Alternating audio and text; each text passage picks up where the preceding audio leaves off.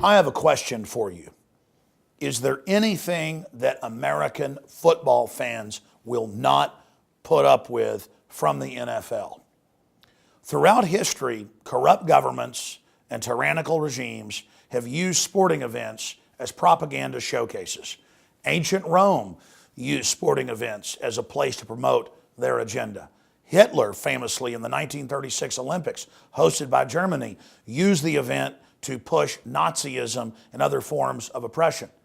And now the National Football League resembles something out of the Soviet era in Russia, promoting anti-family, anti-gun. And the big question is, will Americans now put up with the National Football League pushing the nightmare that is Obamacare officially in their broadcast? And President Obama in the intro now to Monday Night Football with Hank Williams Jr. removed. And of course, the biggest outrage, officially demonizing last year and this year the right of citizens to keep and bear arms for self-defense. It's not just Bob Costas, it's the NFL itself is acting like Joseph Stalin has seized control of it. And football fans are putting up with it. And so we are now seeing more and more of this anti-liberty, anti-American garbage. So Americans have to decide, are you going to roll over and put up with this because you love watching your football so much? Or are you going to boycott the NFL because of their anti-American agenda? And because the NFL thinks that the American spirit is broken, because they think football fans will put up with anything, they've now doubled down. And they've banned any type of pro-Second Amendment advertising from the NFL and from the Super Bowl. Part of every day, some kind of anti-violence, anti-gun message. Every day, every school, at every level. One thing that I think is clear with young people and with adults as well is that we just have to be repetitive about this. It's not enough to simply have a catchy ad on a Monday and then only do it every Monday. We need to do this every day of the week and just really brainwash people into thinking about guns in a vastly different way. A very well-respected firearms manufacturer, Daniel Defense, produced an ad that simply shows a father driving home talking about how he wants to protect his family and how it's a basic human right. He comes in the house, walks by photos of his family, himself in his Marine Corps uniform, goes in to be with his wife and his baby daughter. And no one has the right to tell me how to defend them. And then they simply say, brought to you by Daniel Defense, and never even advertise the firearms. The reason the NFL banned the wholesome ad is because it is so wholesome and it shows how natural and good self-defense is with firearms in the hands of the American people to protect our homes. And that's why it's been banned. That's why it's been restricted. This is a pattern of censorship where they got rid of Hank Williams Jr. because he didn't worship the president and put the president in the intro in his place. You mean when John Boehner played golf with President Obama? Oh, yeah. It'd be like Hitler playing golf with Netanyahu, okay? Okay. Not hardly. We have a war on the press now in this country. Even Democrats admit it's unprecedented.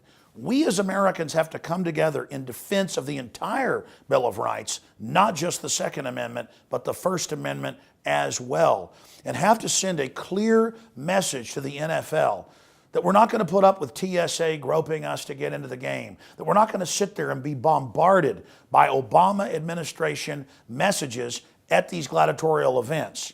And we're not going to see good, wholesome, pro-family advertising banned while they allow all this raunchy pop music garbage to be spewed at our families. The NFL is completely out of control. It is being used as a propaganda system against the American people. And if we don't have a serious boycott against the NFL and against their major sponsors, we will basically put up with anything, and the sky is the limit. There is an attack on free speech across the board, and we have to respond to it. Yahoo Google, newspapers, TV stations, you name it, have banned gun shops advertising, have banned shooting ranges from advertising. There is a reign of terror where major banks are telling gun manufacturers and gun shops, we won't take your money, you can't have a bank account with us. This is a hardcore form of economic warfare. And now the NFL has been turned into the tip of the spear to destroy our Bill of Rights and Constitution. If the American people will not wake up, and if the sleeping giant will not send a clear message to the NFL that we are not going to be propagandized by it, then America's over, America's done. If they can take the so-called American pastime and turn it into an authoritarian bullhorn, we're done. Ladies and gentlemen, football is not the American pastime. 1776 and July 4th is about human liberty and the individual being empowered. It's not about giant, decadent, gladiatorial events that are about fame and fortune and shallow garbage. If Americans knew as much about our Bill of Rights and Constitution and about the free market and about what made this country great, if Americans knew as much about that as they did about how much some lineman can bench press, we would still be a free country. So will you trade liberty and the blessings of liberty for the NFL and for Obama? The choice is up to you. Contact the NFL, contact their sponsors, make your own YouTube videos, and tell the NFL, if you agree with me, that you are not going to put up with their propaganda. And if you think it's good that the NFL has been turned into a Soviet-style propaganda bureau, then by all means, put out your own videos in support of it. If you really want to live in North Korea, then tell us why tyranny is such a great thing. Let your voice be heard. Tell the NFL in phone calls and emails and on Facebook and Twitter that you're not going to stand by and be part of this, that you're not going to watch any of these games. You're not going to watch Fox that's going to air the Super Bowl, and that you're going to tell others to boycott it and spend time with their family or time at local churches and soup kitchens, being with real Americans and not part of this modern Roman decadent spectacle that has become the National Football League. Give me liberty or give me death. As for me and my family, we are going to 100% boycott the NFL for the next couple years until they change their tune and apologize and promise to stop brainwashing the American people.